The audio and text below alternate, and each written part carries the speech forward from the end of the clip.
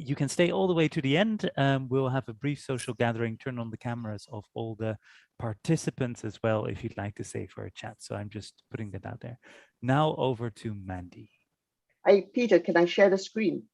Yes, please go ahead. Just to make sure I share the sound in advance. Right.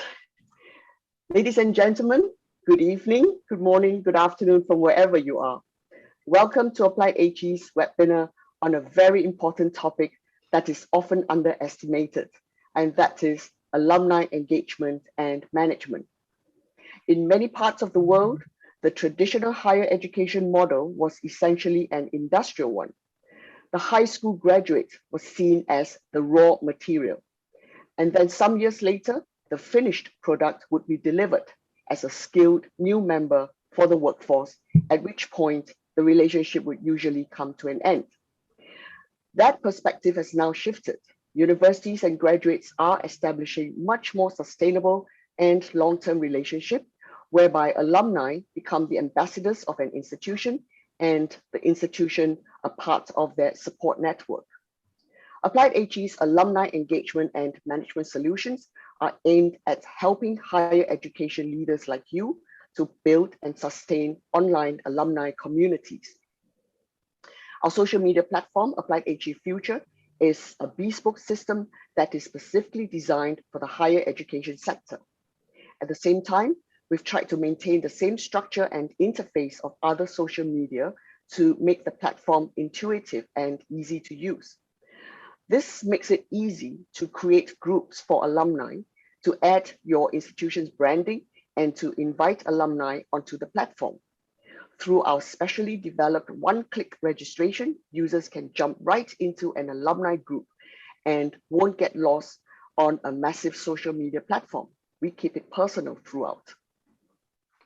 Groups can be used to post content, anything from videos and posts to event invitations and commenting. Users can use the private chat function, read Future on their mobile, and explore in multiple languages. In short, while Future is smaller and more managed, it loses nothing in terms of functionality. Aside from great mobile access, Future is one of the few international social media platforms that's also accessible in mainland China. And finally, we're constantly building Future. In a few months' time, we plan to include functionality that lets you manage your alumni mailing list and track alumni activity across the platform so that you can better manage and engage with your alumni online. It's this kind of specific higher education sector functionality that AppliedHE Future can offer that other bigger platforms can't or won't.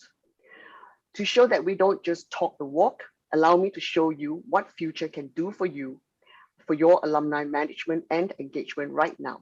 Let me share the video.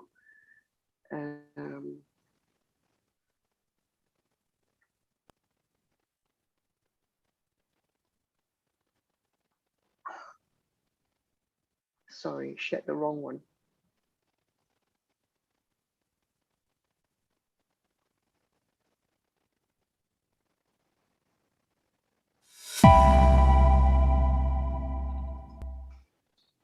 Welcome to AppliedHE Future and to this demonstration of how you can use this platform for alumni engagement and management. To get started with alumni management, you can start a group, and you can do that by clicking on the plus sign above and doing Create Group. You can then give your group a name, and you'll see an automatic group URL being created, and then add a suitable description. You can then select the group type, public or private. If you want to have control over the group, you should select private. And you can then select a category, such as alumni. We recommend that you set your group to private, so that you have full control over who can view the information and comments. Once your group has been created, you can do a range of things, such as setting an icon, setting a nice background image, and start to post right away. For example, you can post by adding images, you can post videos, and you can share links. Basically everything you would do on any other social media platform. You can also add existing users of the platform to any groups and of course chat with them, informing them of what is going on. Under Settings, very importantly, under Privacy, as the group administrator, you can set confirm group joining requests to no, so that users can join the group immediately after registering. If you set confirm request when someone is joining this group to no, all you have to do is to share the URL with that user, and when they click on it, they can immediately go in and register for the AppliedHE Future platform.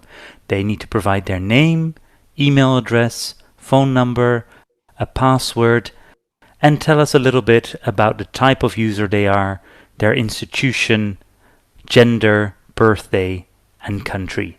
And once they agree to the terms and conditions, then they go straight into your alumni group.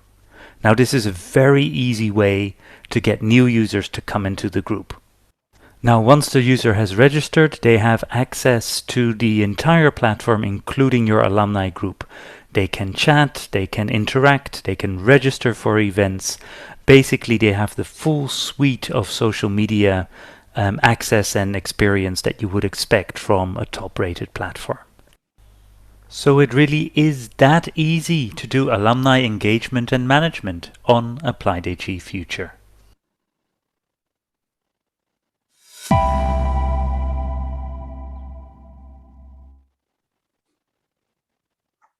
See, it's really so easy that even boomers like me can do it. And later, when the CRM system is up, engaging and managing your alumni from near and far will be an absolute breeze. Today's AppliedHE Xchange webinar will be hosted by none other than the always sharp and always insightful President of Sunway University, Malaysia, Professor Sibran Popima. The stage is all yours, Professor. Thank you for that kind introduction. We have to say good evening, probably to most of the audience, but also good morning, certainly, to some of our speakers, and good afternoon to some of the other ones. So this is truly a very international occasion on this New Year's Day for all those that are living in countries observing the Muslim New Year, 1442. Congratulations, Dr. Haifa. I will start with a very short bio on each of the speakers before I ask them to answer some of our questions. And I'd like to start with Professor Pamela Du.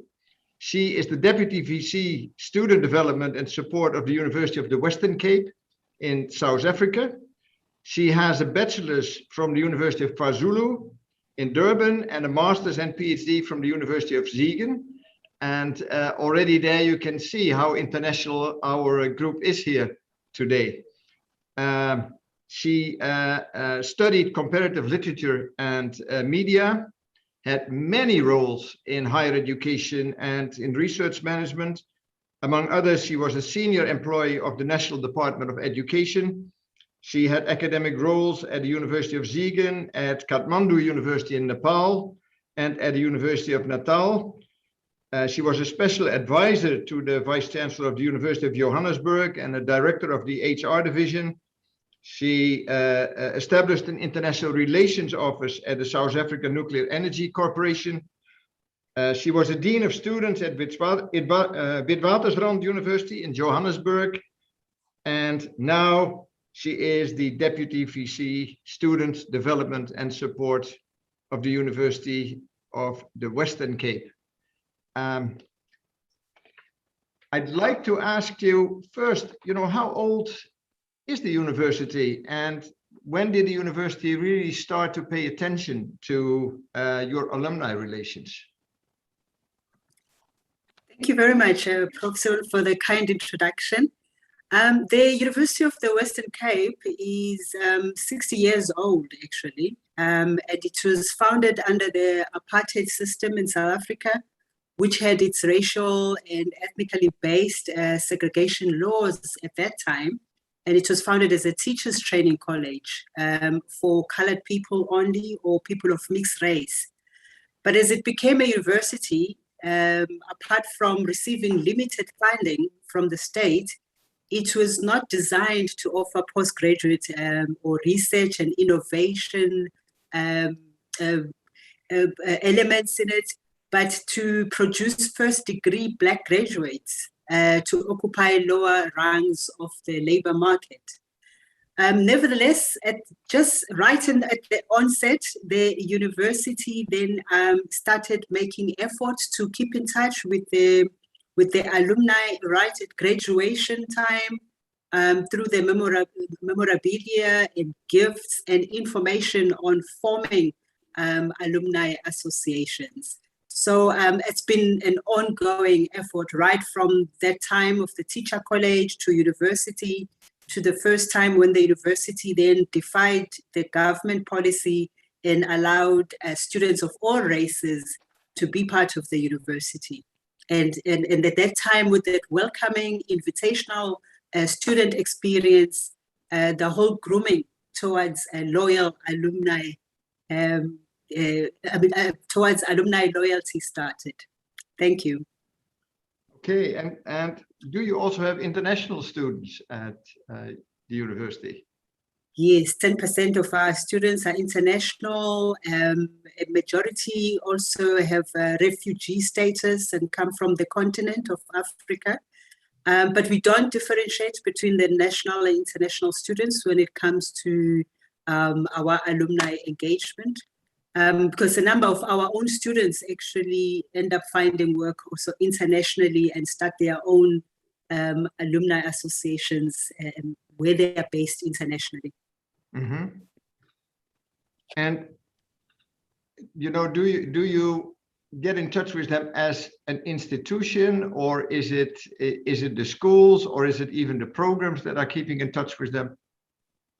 Yeah, it's a mixture of all that, including even via residences, the hostel reunion events, sports events, and so on. So it's a variety of that.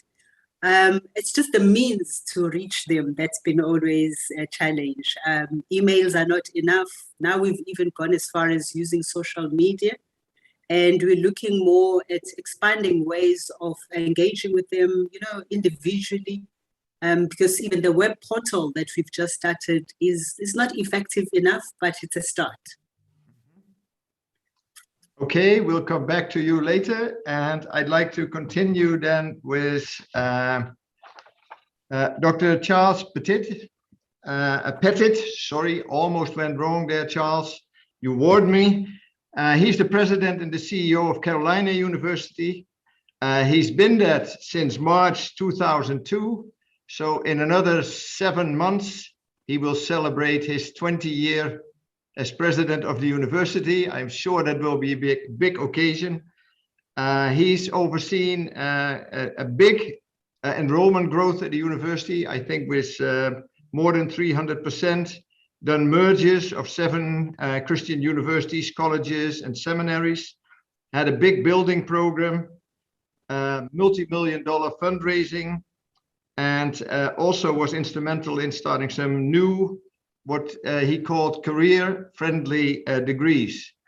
And I assume that those are degrees where there are actually jobs and where you can actually make money. And I'd like to ask you, a very similar question, but in your case, I think there's an extra twist to it, which is that you had this merger of these 7 different entities. So how did you do that? Well, you do know a thing or two about that. So you could probably share that with greater detail than me. And when you said 20 years, 20th years, I started feeling tired. This evidently is a tough job. I'm the 3rd longest serving president in North Carolina. And one of those guys is like about 150 years old. So he's not going to be doing it much longer. So I've been around a while and I'm enjoying myself. But to answer your question, we were able to pull 7 universities together, and it actually has made all the difference in the world. You think about the efficiencies. We used to pay for 7 presidents and 7 CFOs and 7 registrars and 7 of everything. And now we're paying for one of everything. And we have about twice as many students as the 7 schools did separately. And that last merger occurred about 3 years ago. And now we're seeing true organic growth. For a while, all of our growth was merger growth. And so every time we'd have another merger, we'd pick up a few more students.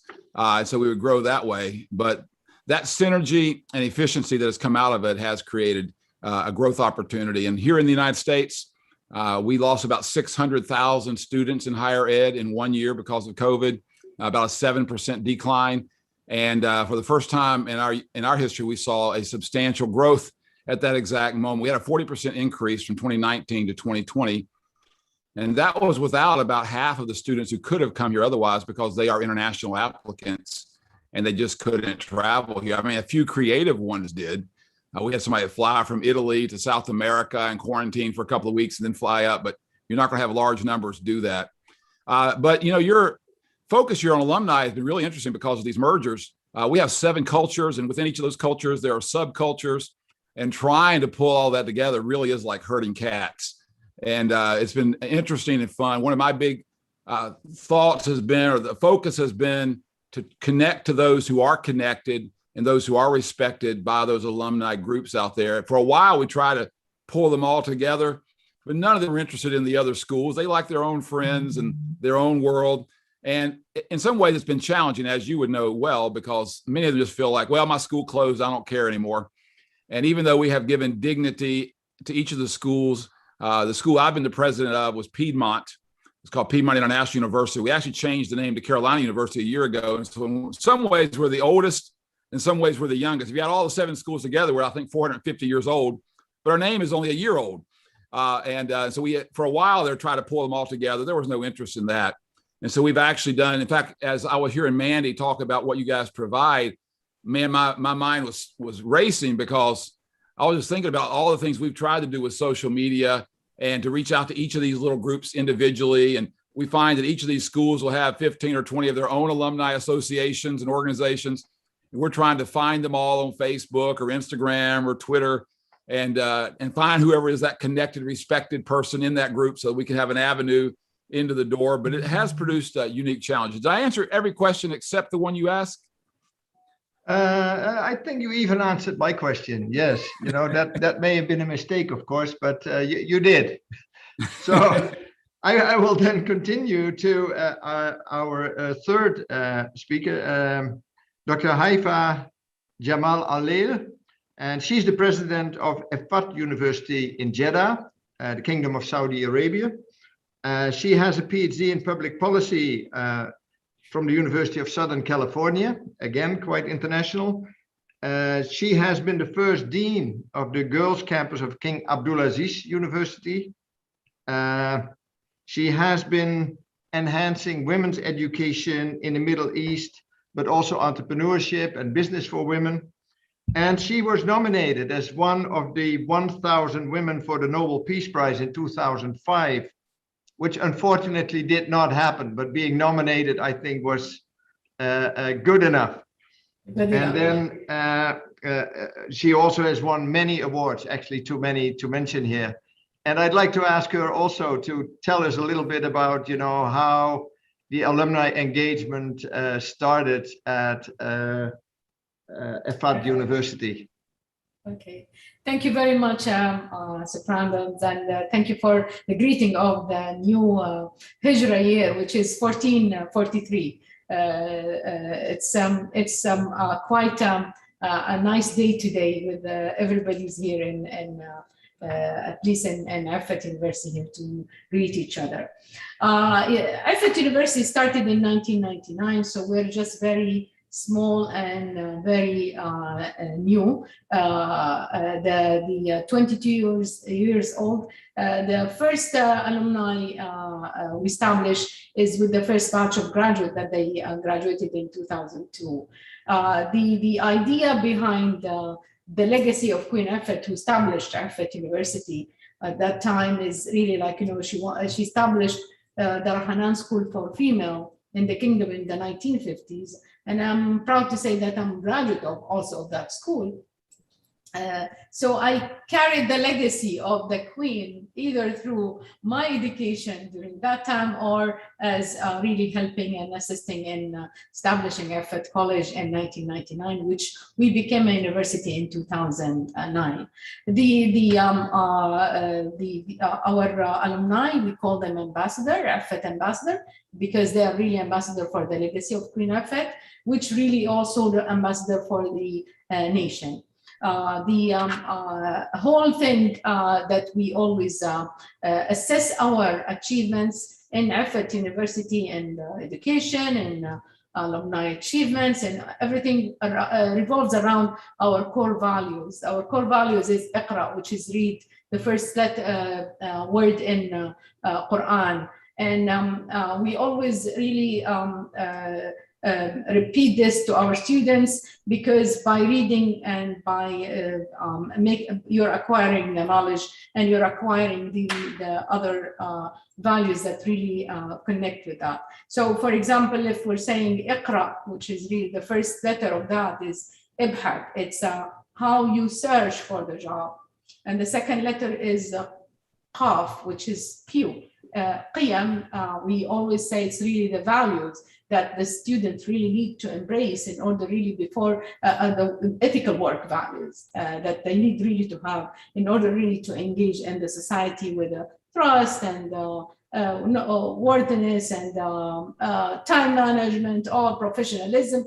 Yes. And the third element, which is really Riyada, R, it's really the IQR. The R is about really leadership and how we can really continue supporting our alumni through their life. The third stage is really by giving them the help to grow and lead, so this is the third stage. And the fourth stage is really about how to make sure that they keep network with each other, at-tawasul. It's really the networking, we call it in Arabic at-tawasul. So these four stages, or four, we call it different programs. The first program is really Ibhat, search, is really about how to help the student assess herself, sell herself in the market, make sure that they write a good resume, give her some internship program, apprenticeship program. So this is the first stage. So from that kind of angle, which really revolve around our values, we usually assess our achievements. So we always proud to say that the range of our graduate that they usually do have work immediately after they graduate or after 6 months maximum is between 70% and 76%. We're very small. We put a lot of effort on really employing them, and so connecting with the industry all the time throughout their life, either through their education or through after that. So they are ready through the collaborative agreement that we usually do with the industry. So this is our philosophy behind Effort Ambassador, we call it. Okay, thank you.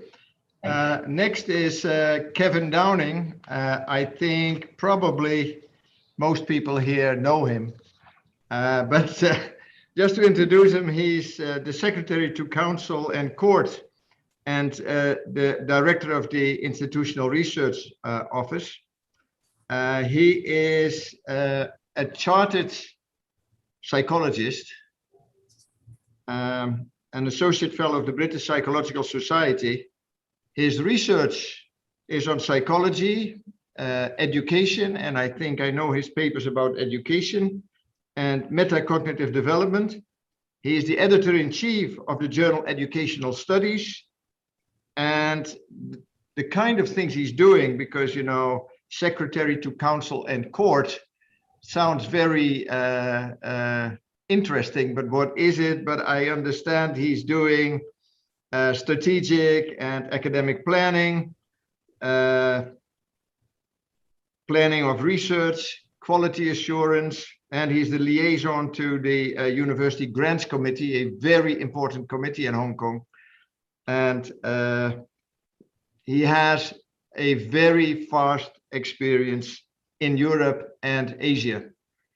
And perhaps you can tell us a little bit about, you know, how alumni relations engagement is working at your university.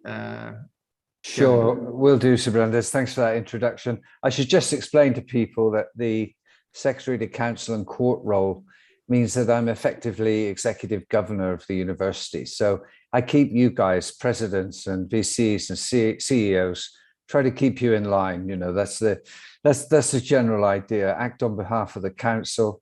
Actually, I'm very fortunate. My president's a very capable, fantastic chief executive for the university as well as academics. So anyway, yeah, City is about 27 years old. It started life as a polytechnic, first roughly, I think, 5 years, then very quickly turned into a university. Like Charles, I've been here for 20 years. You can tell from the lines on my forehead. Yeah, it shows after a while, I'm afraid. But I've been here for 20 years, and during that time, I've done a variety taken a variety of different roles. Our alumni relations began way back about 5 years after the Polytechnic was founded, when we turned into a university. And I have to say, it's a highly sophisticated operation now. And the key thing about our alumni relationships is that it's a relationship. In that it's a two-way street. I think Pamela mentioned this earlier, and I think in Haifa's introduction and Charles's, that was also a factor. So whilst we do our very best to assist our alumni, we have a homecoming day every year around about this time of year, end of August, beginning of September. We have a distinguished alumni society, which many alumni aspire to be a part of. And I can't resist this, I'm so sorry. But we also have Grace Lau, who just won a bronze medal at the Olympics for karate. She's kind of only about 5 foot tall, but no one's going to argue with her. She sort of came away with a bronze medal. So we're busy getting exceptionally excited about that. In fact, the whole senior management team watched the Olympics on the podium floor together with students and our sports team members, waving these kind of ping pong things. I was quite exhausted just from watching after about 10 minutes.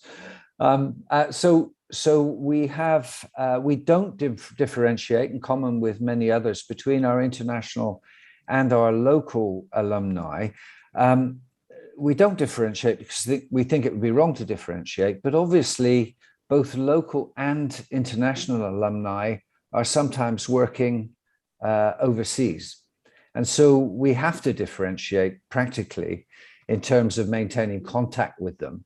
And during the COVID pandemic, those alumni that our alumni office, relations office, would normally visit the groups in far-flung corners of the world, those visits have not happened. And so whilst there's regular monthly, at least, alumni online contact, the normal face-to-face opportunities have just not been there. To be honest, it's been fairly seamless. I think the alumni office, I was speaking to them earlier on today in preparation for tonight, and they were saying that they very much miss that face-to-face contact, but they don't feel out of touch in the sense that all the business can be transacted on the internet. We're hoping very much that many will come back for our homecoming day, our annual homecoming day in a few weeks' time, and that will be possible. I just want to mention something that people haven't mentioned, because it's very much a part of one of my roles at the moment. Our alumni are a great source of support in the rankings, various ranking agencies. They act as employer peers. They act as, some of them have gone on to be academics themselves. They act as academic peers, because of course there's something very self-serving about watching your university rise from 198 in the world to, as we are now, around the 50 mark.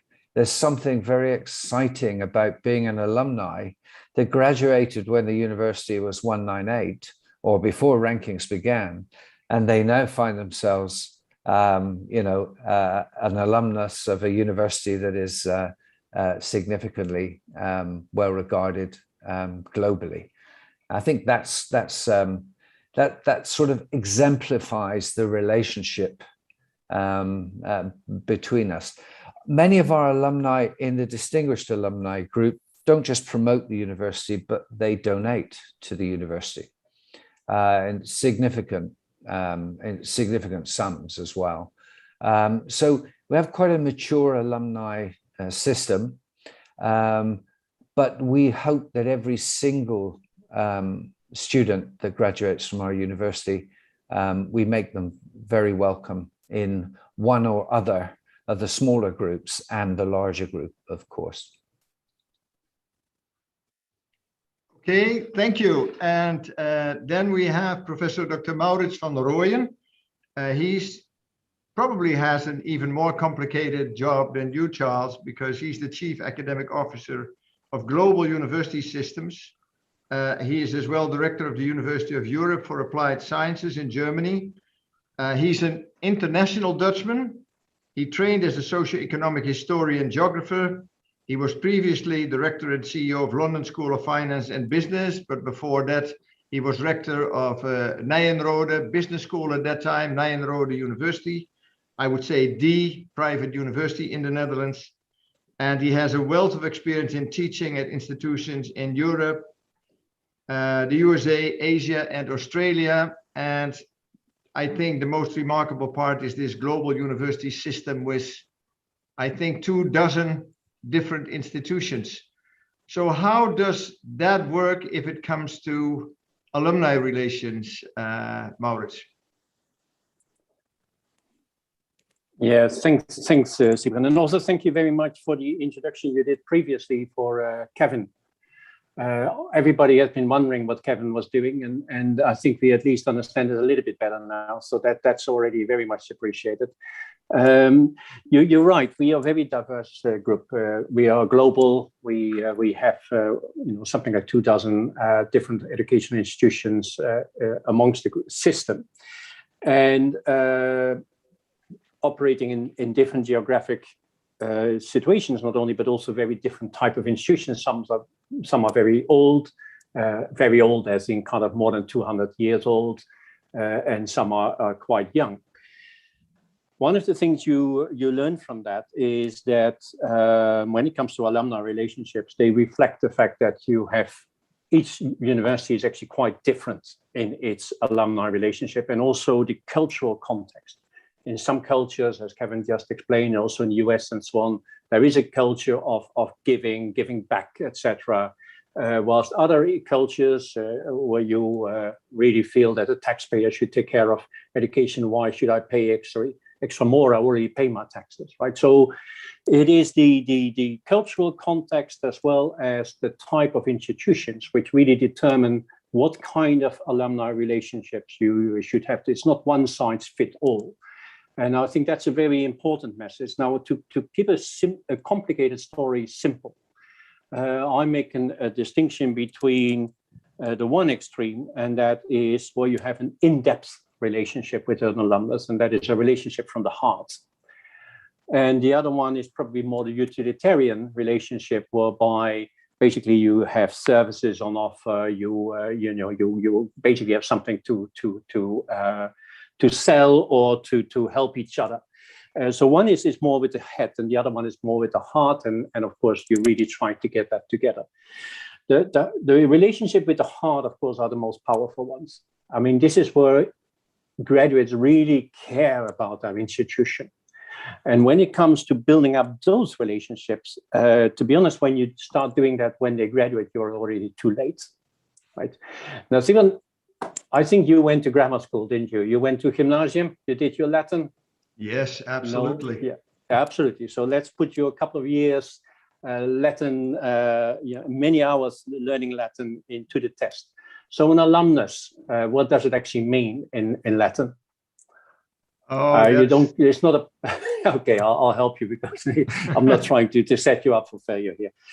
So the real meaning for alumnus means foster son. And alumna is a foster daughter. So it's someone who is being fostered. And it's being fostered, of course, by the alma mater, right?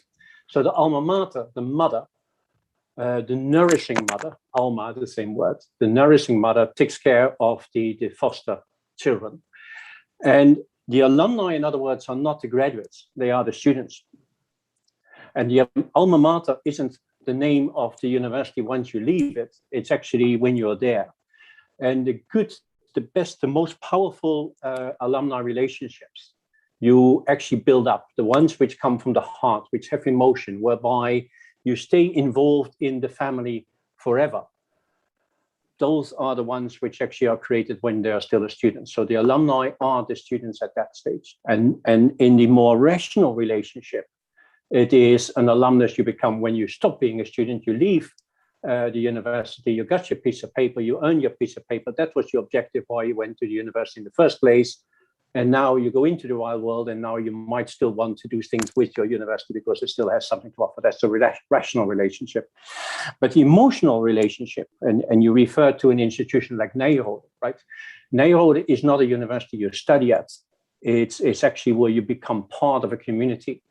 And you not only become get a relationship with that university and with the castle it's based in and with the professors, but you especially also get a relationship with your fellow students. And that network stays with you, whether you're in Hong Kong or whether you are in KL or whether you're in Singapore or in the USA. You know, as a rector, I visited all these alumni around the world, and you know that was an emotional meeting, not a rational meeting, an emotional meeting, because they never leave their university because they always stay and care for their mother, right? And this is the bit when it comes to alumni engagement. What kind of institution are you? Let's declare that first. If you really want an in-depth relationship, and a bit like also Kevin described and so on, it will be an emotional relationship.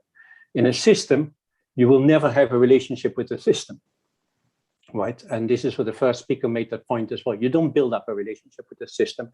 You build up your relationship with the institution you study with, and it needs to happen when you're studying there. When you graduate, for those kind of relationships, to be honest, it's already too late. Yep, fully agree. I've heard, a few things here. Kevin told us that alumni are very interested, in fact, in the ranking, because it's sort of the stock, and it's the stock of the day, the value of their degree. And it's rather funny that this for most alumni, this is not so terribly important, because when you go and work in the region where you have studied, everybody will know the institution. This ranking is becoming important when you are going out in the world and you hand in your piece of paper and you say you're from, let's say, the University of Groningen, a university in the north of the Netherlands. And that people actually say, yes, I've heard of that, rather than I'll have to look it up, so that's the important part for the students. And the other thing actually is that when you are looking at alumni giving, and I'll come to that soon, I always thought that people that would be giving would be people that had a wonderful time at the university, a great time at the university. They enjoyed everything, and they would be people that actually would be giving money. That's not entirely the case. The biggest gift I ever received, which was more than 100 million euro, was from a gentleman who indeed had studied at the university, but he did not have a good time at all. He studied part-time, came in the evening, Saturdays, never built a real relation with the university, except for one thing, that he remembered that studying at a university provided him with all the opportunities he got in life, with the opportunity to actually do the things he did and the money he made. And that's why he wanted to give back. So it's, having a good time in the university is great, but it's not the decisive thing for people. It's what you learn at the university, what it enables you to do in life. And then you know, one day you will realize that maybe you have to give back. So we'll get to alumni giving as well in a moment. I'd like to make the same circle again and start with Pamela. And, you know, I send you a little list of all the things you might do with your alumni, you know, ranging from using them as ambassadors to hopefully some of them giving you back money. Which of those is really important for your university? Thank you very much again. Yeah, Sibrand, it's for us really, I know you touched on alumni giving. We also believe very much in engaging students in terms of their minds and their hearts, and especially in terms of the student experience that they have in class, in the classroom, in residences, or even while commuting to university, how welcoming the environment is. So creating that student experience for us is very important, which is very supportive and encouraging. So our first goal, basically, even in our strategic plan, I mean, throughout since 2016, and even the new one that we are crafting for 2021 to 2025, student experience is the first goal. So alumni giving, while at our university, is not quite at a very mature stage because of the, you know, the dynamics that I talked to before. We count very much on alumni giving in kind through recruitment, alumni recruitment, the alumni acting as ambassadors for the university themselves and connecting with the students as mentors and coaches and guiding them, for instance, in terms of the workplace experience. But we also provide programs for alumni for their continuous long life learning, including, for instance, you know, career workshops, career preparation workshops for alumni that are not yet employed. So we do a lot in terms of just making sure that there is this continuous engagement, even if it's not necessarily meant to result in monetary support from the alumni. But a lot is very much around workplace preparedness or preparations and just keeping in touch, making sure that our students, current students, are in constant communication when the opportunities avail themselves with the alumni. So for instance, we have a program, a phonathon, an annual kind of a call center where current students will call the alumni, update them on developments, try and confirm their, you know, their details, and also then talk about however they may wish to support the university after the chats that they've had. So it's very much about engaging them in their hearts and minds, and they do respond. Like I said, in kind, even in terms of providing support for students that are destitute, that in terms of food security or toiletries that some students may need, because really half of our student body comes from destitute backgrounds and do not always have resources. So the alumni also come in there in terms of providing them support. So out of all the programs, I mean, the elements that you mentioned there, we cover them. But the main one, when it comes to alumni giving, we are not only looking at monetary support, because we understand the context, but they do give, including our staff who, especially the staff members who themselves are alumni. We've got quite a huge contingent of staff members who used to study at our university, who also engage closely with students and contribute where they can. Thank you. Thank you. Charles, same question, but I think for you, maybe fundraising is more important. That is true. And I was starting to like Kevin for a few minutes, and then he said he's done this for 20 years and he has no gray hair. So I don't like him any longer. I have no hair, Charles. It's not just no gray hair, I have no hair. Very good. So you're exactly right. I was just sitting here thinking about one of the interesting things that took place, and especially based on the comments we heard a minute ago about how the people really do care about the education that they receive and the impact it might have made later. So one of the universities that merged with us was in Tennessee. Actually, we've had Florida, Alabama, Tennessee, Virginia, and North Carolina. If you know the United States, that's most of the southeastern United States. So a few hundreds of miles separating these schools and trying to pull this together. But one of the schools merged with us was from Tennessee. They had a flagship program. Much of their school was in trouble, and they had declined unbelievably. They'd gone from, I think, 5,000 students to 500 students over 30 years. But they had one flagship program, which was a PhD in leadership of all things. And so the merger took place and it was announced everywhere. And I received a phone call from a person living near our school in our city a day or two later. And he said, hey, I'm an alumnus of that school and I'd like to take you to dinner. Or I think it was actually breakfast the first time. Well, the guy picks me up in an Aston Martin. He's a second in command at an international corporation. He takes me out to breakfast and says, I'm here for one reason. I want to become one of your major donors. And he has become a major donor. He's given very significant gifts to us. And of course, the people at that university that closed have said to me over and over again, why did he never do that with us? He's our alumnus, not yours. But he loved that degree. He loved the education. He said that doctorate really set me for life. He said, it is why I'm sitting where I am. But he also said to me, I love my degree, but I love your vision. I love the fact that you look like you're going somewhere. He said, that school looked forever like it wasn't going to make it. And I didn't want to give any money to a sinking ship. And so it's kind of a sad, reality of a declining situation. But we've also tried to answer your question more broadly. We have, of course, looked at the development side of things a lot, and we've been very blessed there. But also on the recruiting side, when we looked at all these 7 colleges and took a look at their alumni lists, we found that there were about 100 countries represented in those 7 colleges where people have graduated. And so we're now claiming that we've graduated people from 100 countries, of course. And we only have 100 more to go, and we will graduate someone from every nation on the planet. And that's one of our goals.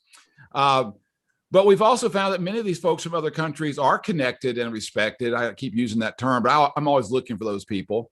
And we are using them for recruiting. We have a big focus on an international recruitment effort. And many of them have avenues that we don't have, and they're starting to use those. Unfortunately, the last couple of years, that's been very difficult. And then the challenge of trying to pull in alumni from a school that no longer exists has been interesting. We can keep doing business as those schools in the places where they operated, and we continue to receive estate gifts and wills. One of our schools was in Alabama, and we're actually selling a property in Alabama right now. And the person who's watching over the property called me the other day. He said, hey, I found a FedEx package stuck in the front door of the institution.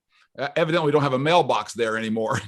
And I said, well, open it. He said, you want me to open it? I said, open it. Well, it was like, I think, $100,000 check stuck in the front door of the school. And so we've actually picked up some interesting things by accident, but in a more targeted way, we're trying to build dignity and respect in those schools and for those people and those who sacrificed for years. And one of the schools was built in 1903 in our state, and just heartbreaking for them to have all that history and heritage seem to go away. And so we have continued with naming, significant namings. At my own school, I've been here 20 years. It was Piedmont was the name of our school. And we've gone away.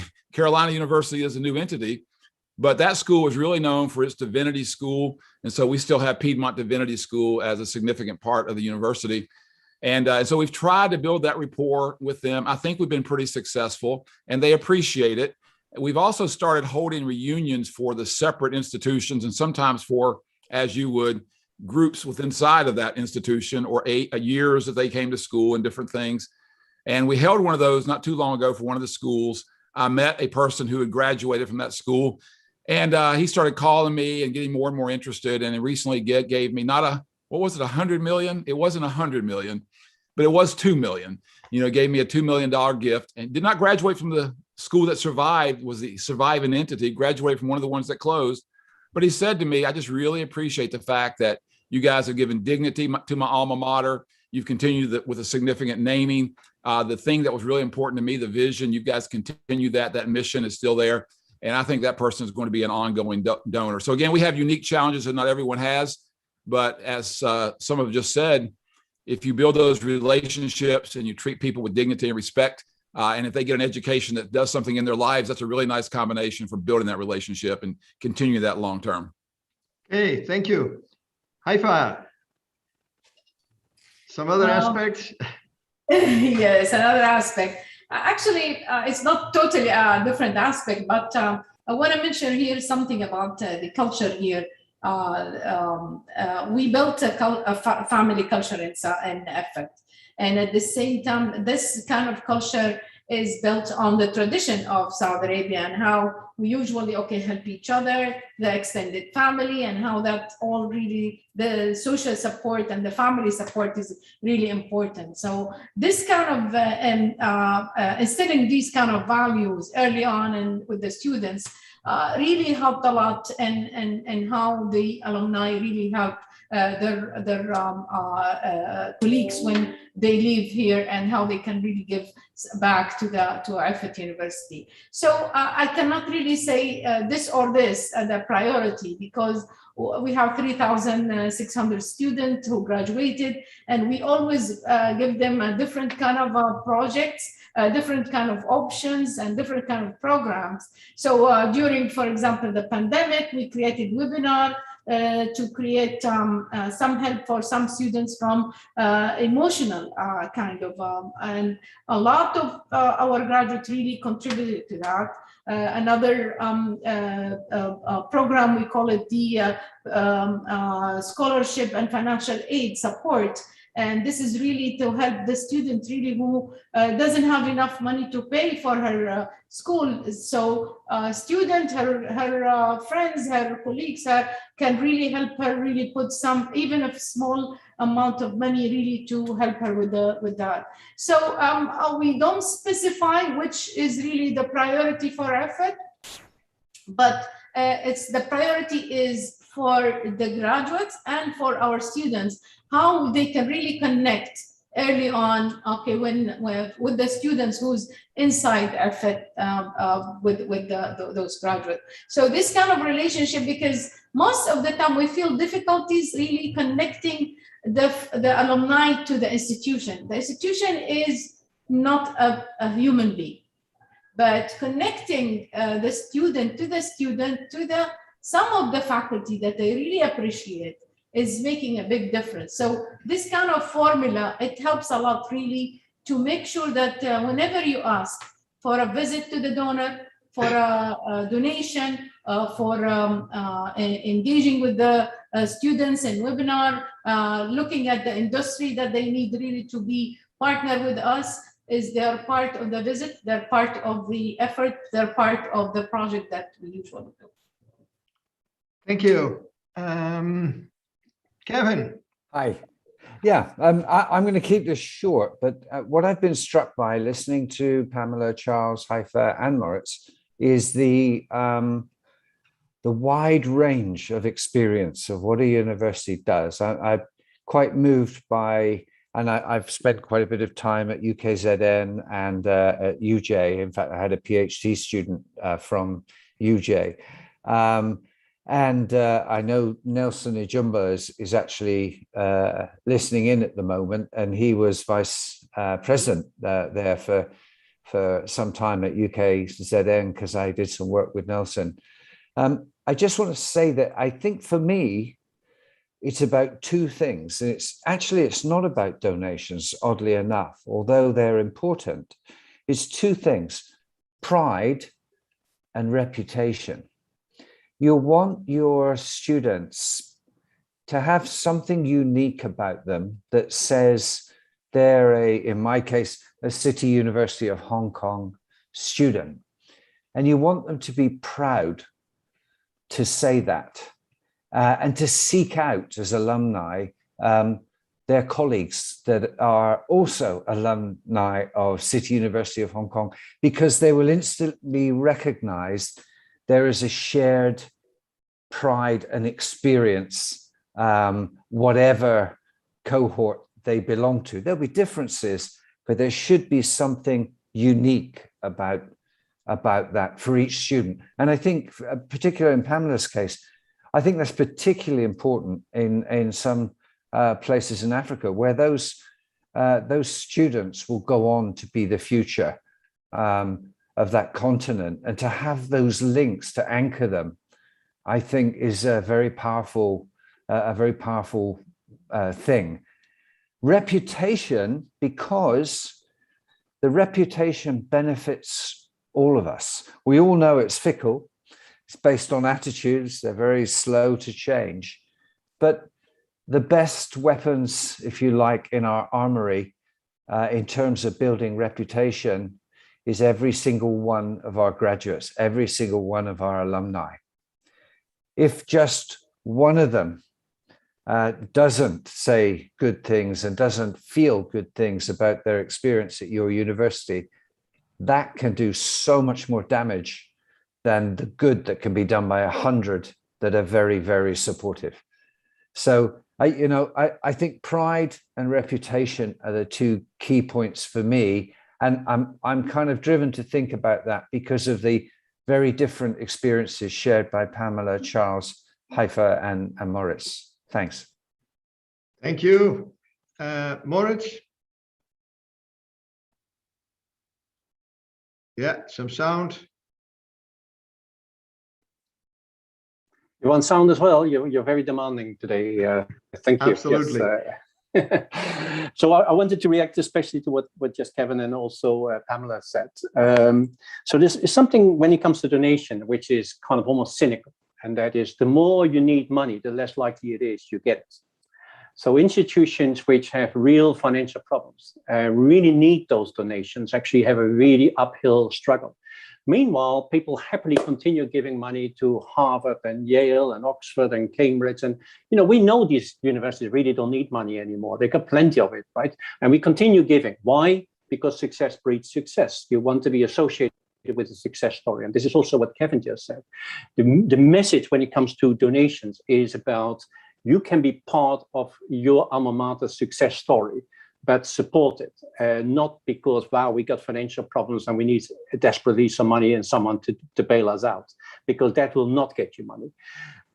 So it is about engaging alumni. And that's also something with the point which was made earlier. When you get a donation from an alumnus or alumni, it's rarely a one-off one. This is actually part of an ongoing process. It's great if you get a top donation, but actually very often it is about building up to a big donation, and it's a continuous process. People will continuously give money because they see you're using that to good purpose.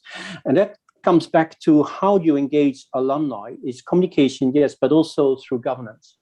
It's and then going back to, for instance, to Monet or the experience, I would probably spend 20-25% of my time on alumni matters at my Dutch university in those days.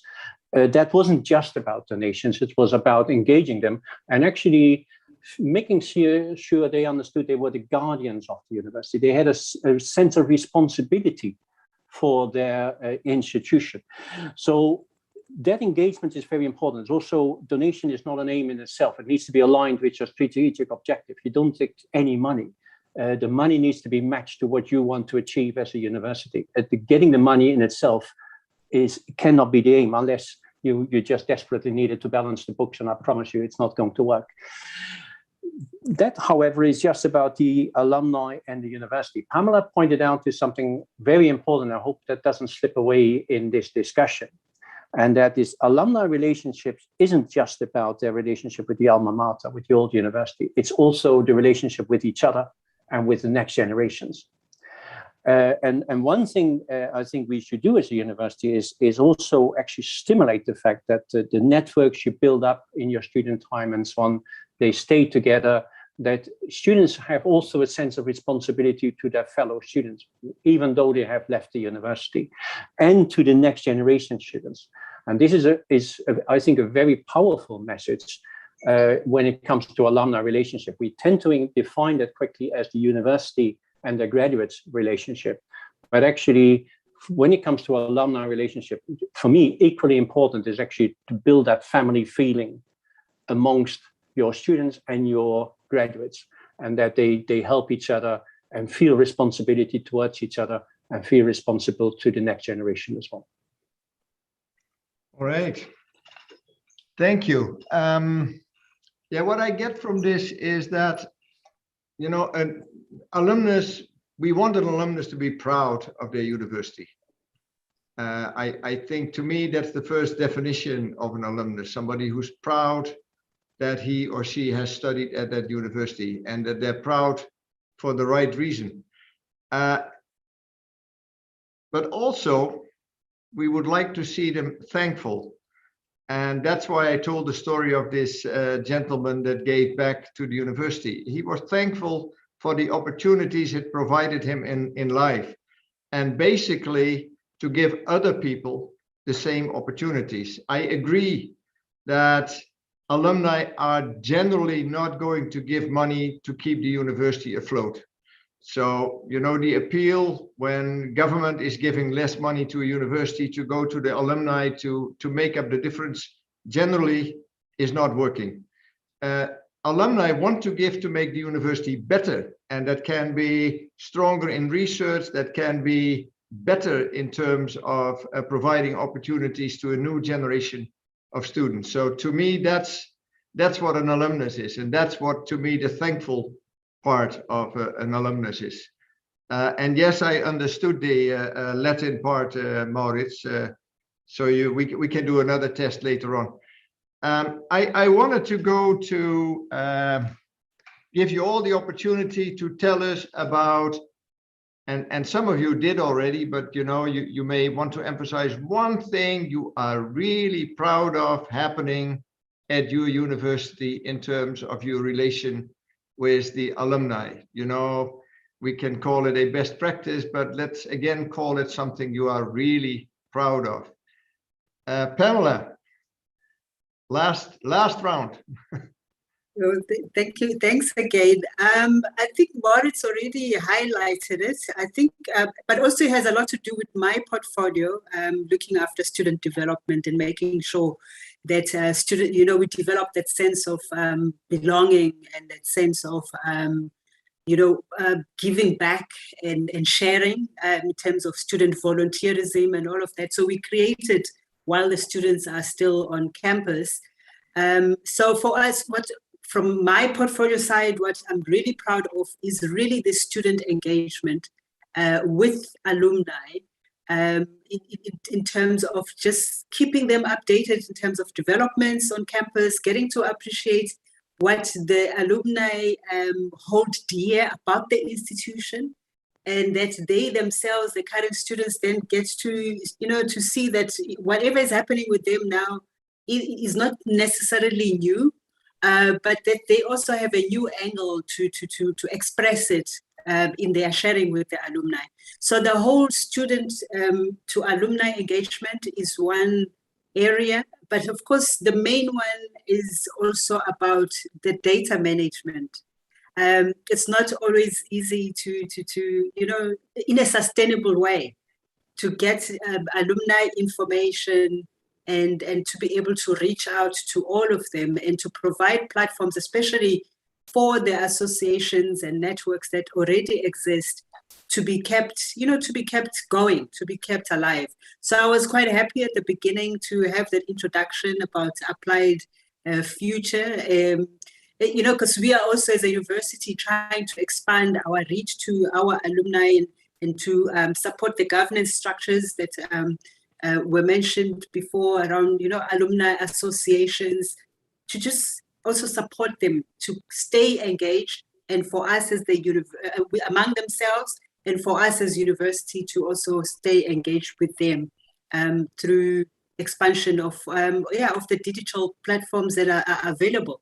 The web portal, like I said, doesn't seem to cover everything, so we're always looking at other possibilities. And by coming to this, I also was hoping in our sharing that we would, get to appreciate some of these best practice models that have been shared. So thank you so much. I think that's my last words. Thank you. Yeah, I'm not going to do a summary. I'm just going to say what were our lessons. And lesson number one was that alumni relations really and engagement really starts while the students are still at the university. So it starts at day one or perhaps even before that. And yes, applied higher education can help. I can see Mandy enjoying that part. Charles, same question. Thanks. I couldn't agree more with Maurice. 20 years ago when I arrived here, our school was 25% dependent on giving to pay the annual fund. And, we were I think I was hired to be the fall guy, actually. But alumni were always saying the same thing. Don't send me another going out of business sale letter.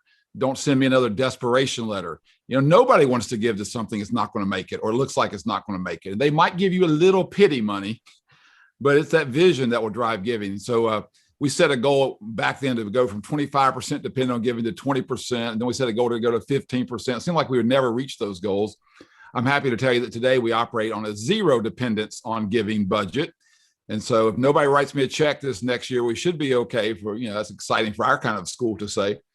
But now that we don't need it to pay the bills, we actually are getting more of it. And so I couldn't agree more with those conclusions. You ask about the one thing that we're doing different this year and maybe our focus and what we're doing during COVID, but we really zeroed in on the social media aspects of connecting with alumni around the world. And I personally have spent a lot of hours. I'm sitting here in my home office right now. I'm not required to be here anymore. I'm just lazy and don't want to go anywhere. But I have found this great delight of spending hours, usually every evening, a little bit of time, going to all these different alumni groups, social media pages, connecting with lots of them personally. I have several others around us. Our mergers brought key leaders from each of these schools to be part of the overall team here. And so, the president of the school close to us is now the chancellor here at the university. A vice president of another school is now our vice president. So we were able to pull a lot of key leaders. And so we have all been doing this, just connecting with those people. And I actually know more alumni personally right this minute, far, far more than I did a year and a half ago, just because I'm connecting. And so somebody's going through a tragedy or a difficulty or COVID or some big opportunity, they're running for a national office or whatever it is they're doing. I'm now connected with them and interacting with them. And like everything else, a lot of hard work, especially if it's a little bit maybe smart, makes a huge difference. So we've zeroed in on social media, especially during this last year and a half, to connect. And also because we're so spread out and we have so many different pockets of alumni and so many different cultures, but that's what's working for us as well. Yeah, again, two lessons. One is nobody will give you money to make up the difference. They will give you some money to make a difference. In many aspects, for universities in general, for our teaching, COVID has been a blessing in disguise because we've learned to use all of these tools. And the same is true for keeping in touch with your alumni. So that's the second lesson. And I think universities that missed out on that have missed out on a lot. So thank you for that. Haifa, thing you're most proud of, most important. Yes. Oh, thank you very much. Really, the very important things that we did and we found a lot of success is the reunion, the yearly gathering that we usually do for our alumni. And we usually do it during Ramadan. Ramadan is really the month, the holy month that really we help each other. We do a lot of mercy, we call it, for each other. So we found that this is the best time for, from a cultural point of view, from a donation point of view, from a help and support. So an annual event that for sahur time, which is really at night around 12 o'clock in the at night to the aim, I'm saying it will help a lot really to connect and make sure that really you see the different kind of achievements, but at the same time you share this with the rest of the and we keep it really as open as possible. It's really like a celebration for that we usually do in our family kind of gathering. It's like a wedding or it's similar to that kind of structure. So this will help a lot to bring things home to our students, and it makes a big difference for them to engage more and more into the event. I think I want to add something that very important to, maybe you asked us about what worked, but what didn't work. What didn't work, it's really the social media, and of course that we connect with them, but you don't see the reaction, you don't see the communication that happens or result out of these social media. Yes, they will be happy to really connect, but it's different than, I think, the rest of the world. If in any part of the world the social media is working for the engagement, yes, we connect with them, but not to engage. I'm just okay. yes, Family. yes. And now I have to ask something almost impossible, which is both Kevin and Maurice to be brief. Kevin. Sure. Well, I'm going to be very brief. I'm just going to say that I think, go back to Maurice's comments right at the very beginning, is the emotional connection that you can see in students and alumni when they return. Thank you. And Maurice? Well, I will not go on to the very useful tip. Always have a box of Kleenex available when you get donations of alumni who really express their gratitude, which are the lovely moments. But no, I want to stress another thing, and that is the influence. A lot of universities don't actually know what a powerful force they have inside their alumni organization. And my most beautiful moment was in China many years ago, probably 20, maybe 30 years ago, probably even longer, the early days. I've heard that we were, in those days I was at the University of Westminster in London. I heard that we have been receiving Chinese students since the early 70s, very early onwards. So I said to the ministry in Beijing, hey, could we do not have a kind of a reunion to celebrate that whatever 30 years or 25 years, relationship? And they said, yeah, we can do that. And then they, in Beijing and Peking Hotel, the ministry organized a reunion with hundreds of alumni, which I didn't even know existed, which didn't show up in any database, who many of them are very prominent positions at universities, authorities, and government, etc. And I realized, wow, this is a ready-made network for the university to go into China and build up the contact. This is early days. And Simon, we have a bit of a history there, but actually some of that actually came from that particular event that I realized that, wow, the university wasn't even aware what kind of gold mine of influence it actually had through its alumni. And it has been very careless with that. And that's a message to all universities, treat this with care, because it's actually very, very powerful. Yeah, agreed. I think our time is up. Mandy is not yet impatient, but I'm thanking all of you. I think this was a good exchange, good discussion. I think we've learned from each other, which I think really was the plan. I hope that the audience enjoyed it. I haven't seen much questions. I've been looking a few times, and I think that we basically probably have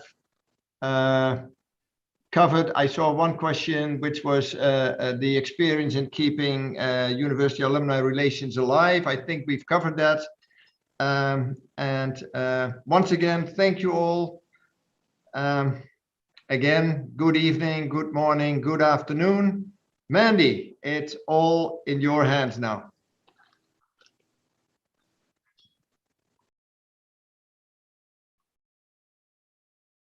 And you need sound. You're muted. Yeah. You're muted. Your microphone is Right, muted. can you see my screen? Can you hear me?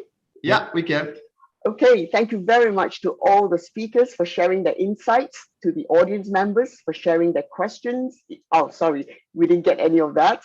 And to Professor Sibran Poppimer for his expert moderation. It's been a real pleasure to listen to all of you. At the beginning of this webinar, I presented AppliedHE's Alumni Engagement and Management Solutions to you. And now, please allow me to share a little more about the company and the other products and services that we offer. We have produced AppliedHE as a fresh, modern, and totally relevant concept in benchmarking and branding of higher education institutions, offering solutions that's focused on employability and learning. AppliedHE was launched on the 1st of January of 2020, so we're still very young, just a year and a half old, and now you have an alternative choice from what is currently available in the market. A globally oriented higher education, evaluation, and branding company that is rooted in Asia and which aims to positively disrupt the global higher education sector. You will find that our tagline for the company aptly amplifies that: skills and job ready, future proof. Our strength lies in reaching out not only to academics, but also include stakeholders from industry, civil society, government, students, parents, alumni, faculty, etc., basically everybody.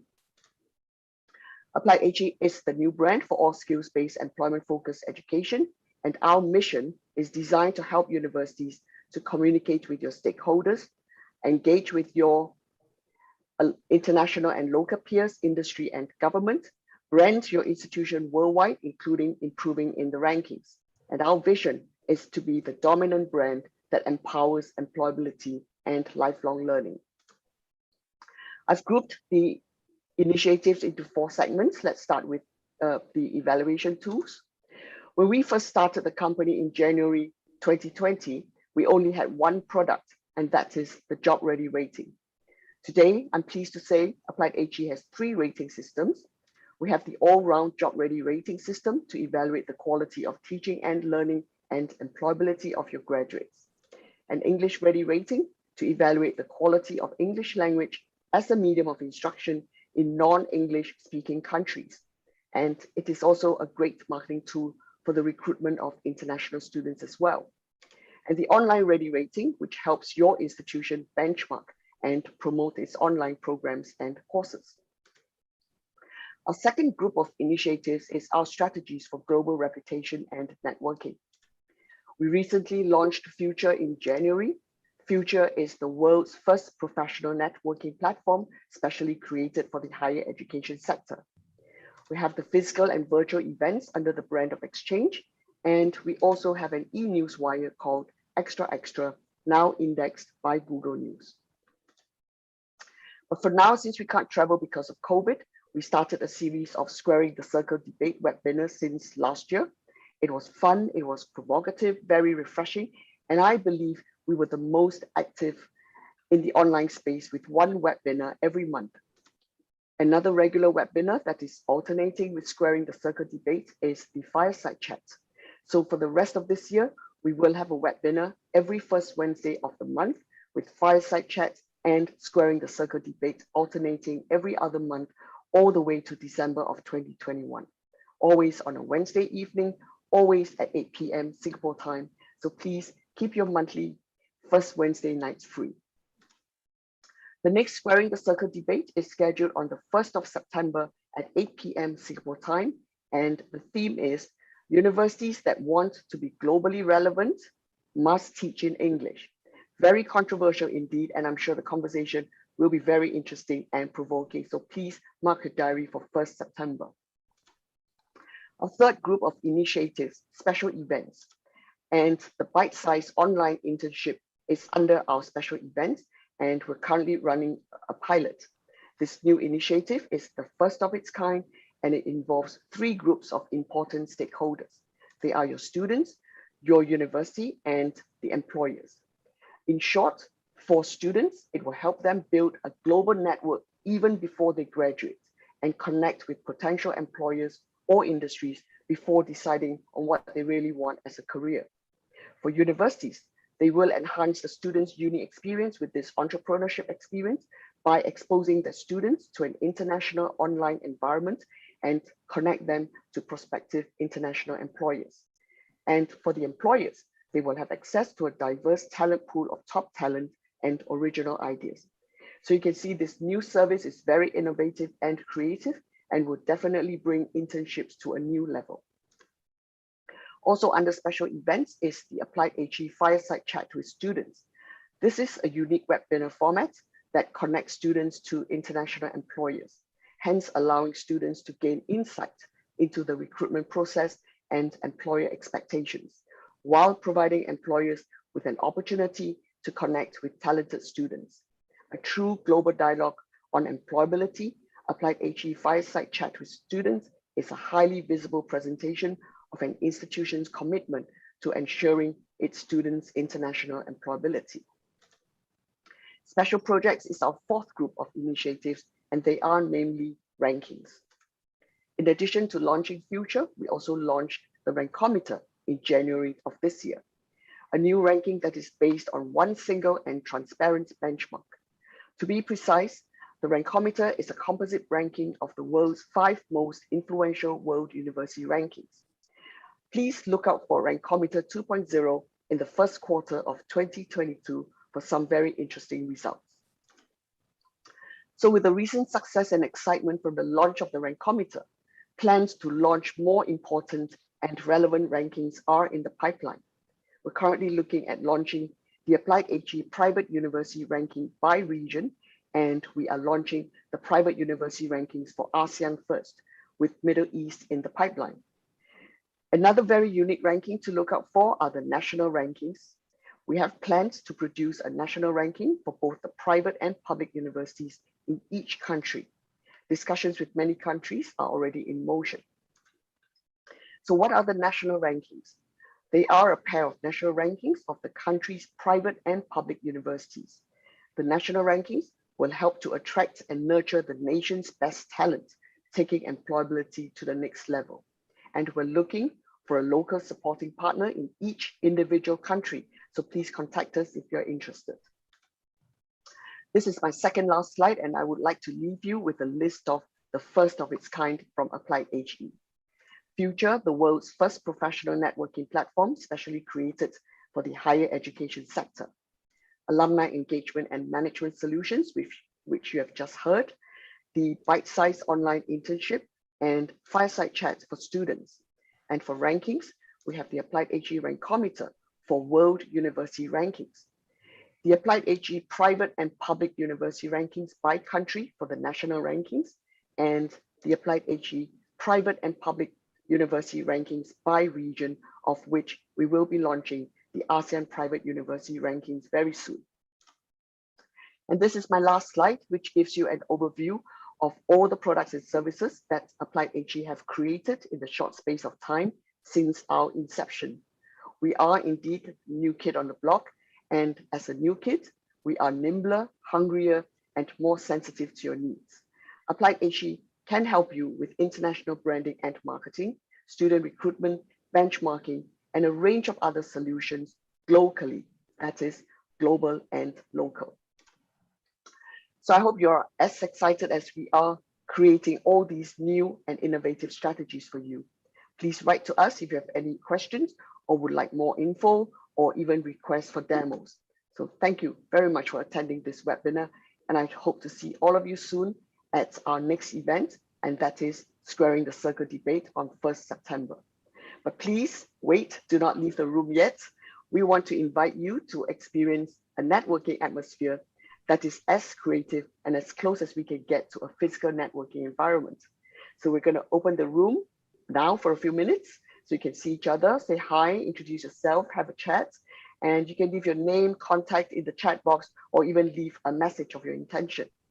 This is as much as we can do for now in the name of networking. Please turn on your cameras. I shall now hand you over to Peter to get our social event started. Over to you now, Peter. Thank you very much, everyone. Hi, thank you very much. Yeah, as mentioned before, the pianist is not playing piano. The sound doesn't work. I've tried to promote many of you to attendees, to panelists. If you want to be a panelist and you're not, please press the raise hand button and I will try and promote you again because I just keep clicking. So that's how it goes. But thank you very much, everybody, for joining us. Any audience members who want to say hi? Chen Sheng Ming, nice to meet you. Nice to meet you. I'm from Taiwan, Charang Christian University. Nice to meet you all. Thank you. Thank you. Okay. Nice to see you. Nice to meet you. And Talat Nice to meet you. Faridi. Talat Good Faridi. evening to everybody. Oh, hi. Hello. Hi. Hi. It's Evangeline from the University of Santo Tomas, Philippines. Okay. Oh, hi. Nice to meet you. Nice to meet you all. We see Love Kwarshi, the first attendee, I believe, of this. She was 45 minutes early. Fantastic. Thank you for staying on. And Ahmad Bukhari. Hi, Hello, Ahmad. hello everyone. Good evening. I'm Ahmad Bukhari from Universitas Pendidikan Indonesia or Indonesia University of Education. Great to see you all. Great to see you. Great, Hey, hi, great. Pinky. I see your name there. Come on in. And I see Abdul Hadi Mohammed and Ahmad Arifin. You need to switch on your cameras. Yes, and you can unmute and say hi. Hello, hi. Oh, sorry. Yeah, after you. Sure. Hi, my name is Kamal, Ahmad Kamal from University Kebangsaan Malaysia, National University of Malaysia. Thank you. Hello. Okay. My name is Abdul Hadi from University Kuala Lumpur. Nice to meet you all. Nice to meet you. Nice to meet you. Okay, great. Well, yeah, thank you all for joining in. Sorry, no music, no party tonight. We'll figure out the technical details. Yeah, a happy new year again to all the Muslim listeners. And yeah, let's hope that this year will be a very good one. And please keep listening to all the AppliedHE webinars. Bye, everybody. Thank Have you. a good day. Bye everyone. Bye. Bye. Okay. Bye-bye.